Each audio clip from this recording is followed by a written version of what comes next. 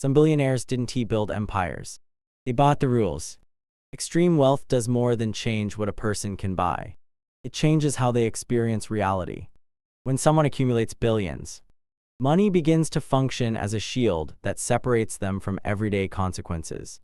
Problems that define ordinary life: unaffordable healthcare, unsafe neighborhoods, unreliable transportation, job insecurity simply stop applying. Over time, this separation rewires perception. Reality becomes filtered through comfort, buffers, assistance, and systems designed to remove friction. Delays disappear. Mistakes are absorbed by money. Discomfort is outsourced. What remains is a version of the world that no longer reflects how most people live. This distance matters because lived experience shapes judgment. People who have never had to choose between rent and medicine struggle to understand what scarcity does to decision-making. They may intellectually grasp hardship, but empathy fades without exposure. Pain that is abstract is easy to minimize. Struggle that is unseen is easy to dismiss. As wealth grows, social circles shrink into curated environments where everyone speaks the same language of success. Opportunity and optimization. Failure becomes a story other people have, not a condition that shapes your own behavior. Over time, this isolation creates a dangerous feedback loop. Wealth attracts agreement. Advisors, employees, and media figures are incentivized to reinforce beliefs rather than challenge them. When every idea is praised and every doubt softened, confidence turns into certainty. Certainty turns into entitlement. Decisions made from this position may appear rational inside elite circles while being deeply disconnected from their impact on the broader population. Policies, products, and strategies can harm millions without ever feeling harmful to the people responsible for them. Research supports this pattern. Studies have shown that individuals from lower socioeconomic backgrounds are often better at reading emotions and social cues, largely because their survival depends on understanding others. In contrast, power and wealth reduce the need to read the room. When consequences are delayed or deflected, self-correction weakens. This is not about morality or intent. It is about environment. A system that removes feedback eventually produces blind spots. This is why resentment forms. It is not rooted solely in envy, but in the perception that decisions affecting millions are being made by people who no longer experience the outcomes of those decisions. When leaders are insulated from the effects of housing costs, healthcare failures, or economic shocks, their solutions feel detached and incomplete. Disconnection from reality does not require malice to be harmful. It only requires distance. And extreme wealth creates more distance than any other force in modern society. When extreme wealth intersects with information, power shifts in subtle but profound ways. Control over public discourse does not require censorship or overt propaganda. It works through ownership, funding, and amplification. Billionaires have the resources to influence what ideas are repeated, which voices are elevated, and which conversations quietly disappear. This influence operates upstream, long before opinions are formed. By shaping the environment in which information circulates, they shape the boundaries of what feels normal, acceptable, or even thinkable. Media ownership is one of the most direct levers. When a small number of ultra-wealthy individuals own major news outlets, social platforms, or distribution networks, they gain the ability to set agendas.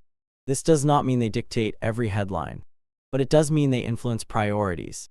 Stories that threaten powerful interests are less likely to be pursued aggressively, while narratives that align with those interests receive disproportionate attention. Over time, this creates a distorted picture of reality where certain issues feel urgent and others remain invisible.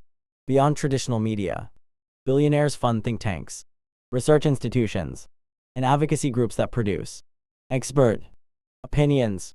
These outputs often shape public policy debates, corporate practices, and cultural norms. When the same sources of wealth fund both the research and the messaging, the line between knowledge and persuasion blurs.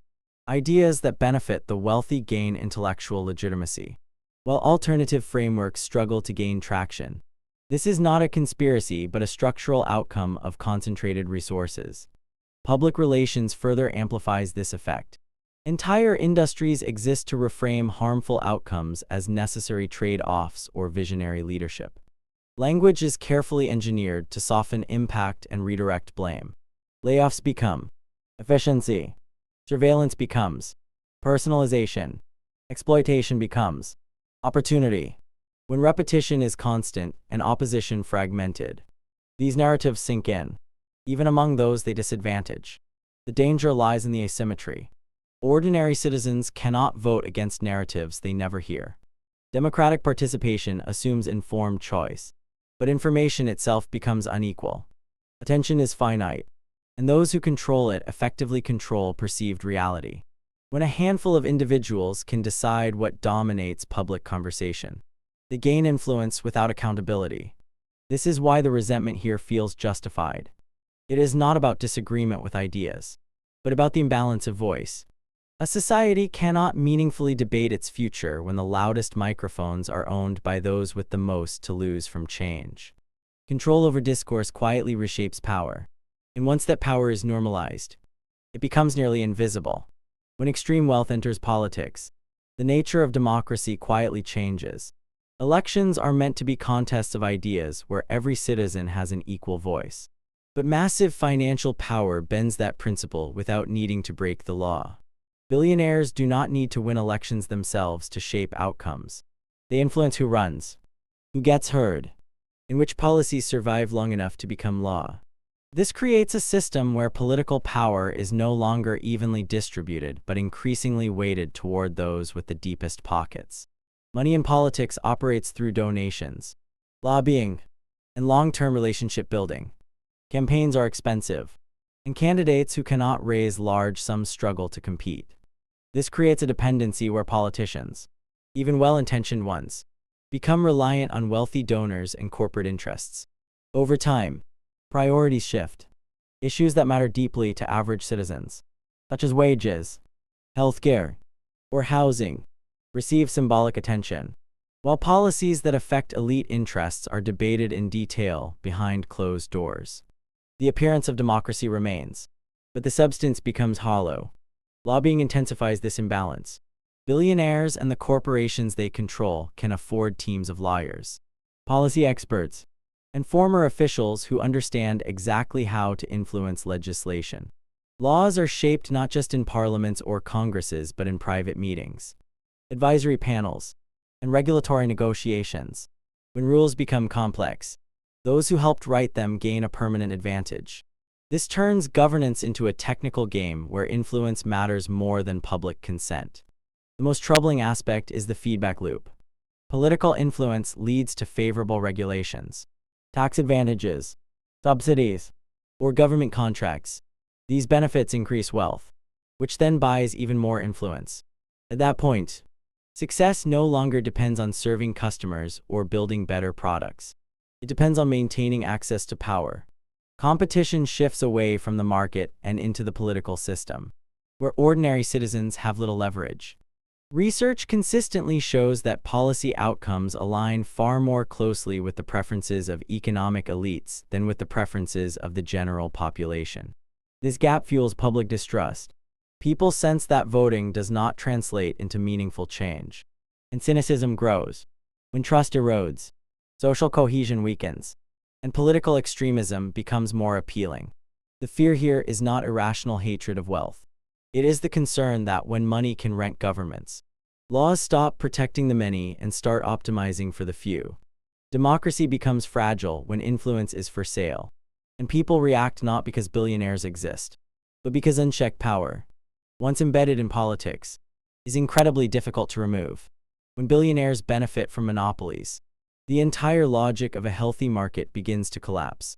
Capitalism is supposed to reward efficiency, innovation, and value creation, but monopolies invert that promise.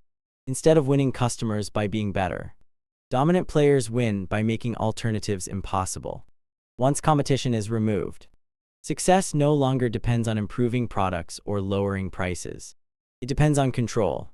This is where public resentment becomes justified, because the system stops serving the many and starts extracting from them. A monopoly changes incentives at a structural level. When a company knows consumers have no real alternative, quality becomes optional. Prices can rise without consequence. Customer service deteriorates, and innovation slows because there is no pressure to evolve. The company does not need to earn loyalty anymore. It only needs to maintain barriers to entry. Over time, entire industries shift from building value to defending territory. Resources that could have gone into research, worker pay, or better products are redirected toward legal teams, lobbying, and acquisitions designed to neutralize threats. Many modern monopolies do not look like classic single-company domination. They appear as ecosystems, platforms, or quietly consolidated markets where a few firms control everything that matters. Network effects make it nearly impossible for new competitors to gain traction, even if their product is objectively better. Once a billionaire controls the infrastructure, the distribution, or the standards, everyone else is forced to play by their rules or not play at all. The market becomes less about choice and more about permission. The damage spreads beyond prices and innovation. Monopolistic power concentrates wealth faster than competitive success ever could. Small businesses get squeezed. Workers lose bargaining power.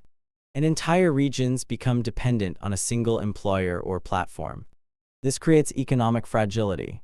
When one dominant player makes a decision, millions feel the impact without having any say in it. That level of centralized power resembles feudal systems more than free markets. Even if it operates under modern branding, public anger grows because people intuitively understand the unfairness. A billionaire who wins by competing makes the economy stronger. A billionaire who wins by blocking competition weakens it for everyone else. The frustration is not about wealth existing, but about wealth being protected through artificial scarcity and locked doors.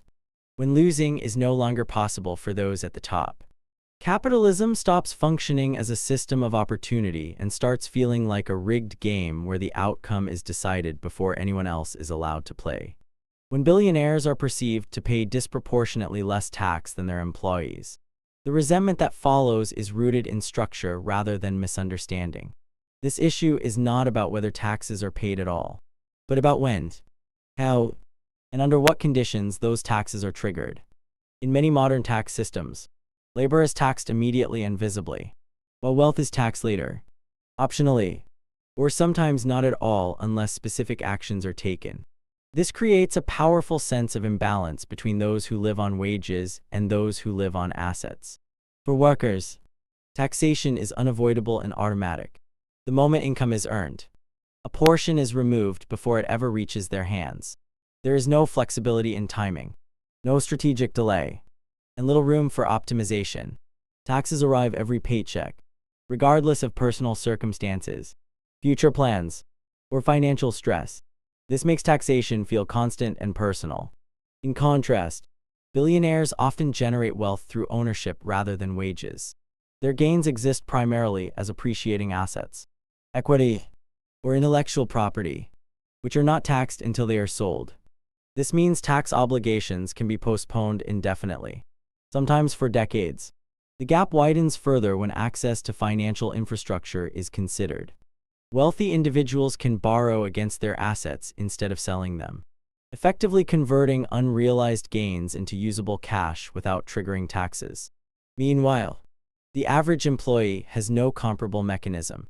They cannot borrow against future wages at favorable rates, nor can they relocate income across borders or restructure it through complex legal entities. The rules may be legal, but they are not symmetrical, and that asymmetry fuels anger. This dynamic creates a psychological fracture in society. People see themselves paying consistently while watching vast fortunes grow seemingly untouched. Even if the billionaire eventually pays a large tax bill, the delay itself feels unfair because it allows wealth to compound faster. Time becomes a privilege, the ability to choose when to contribute to public systems like infrastructure, healthcare, and education feels like an advantage reserved for the few, while everyone else is required to contribute in real time. The frustration intensifies when employees realize they are funding the same systems that enable large corporations and wealthy individuals to thrive, often while those at the top use sophisticated strategies to minimize their visible contribution. This does not necessarily mean the system is broken by design, but it does mean it was built to favor capital over labor. When people say this feels unfair, they are responding to a lived experience of imbalance, where effort is taxed immediately and ownership is rewarded patiently. If this made you think, there is more like it on this channel. Watch the next video and join the conversation.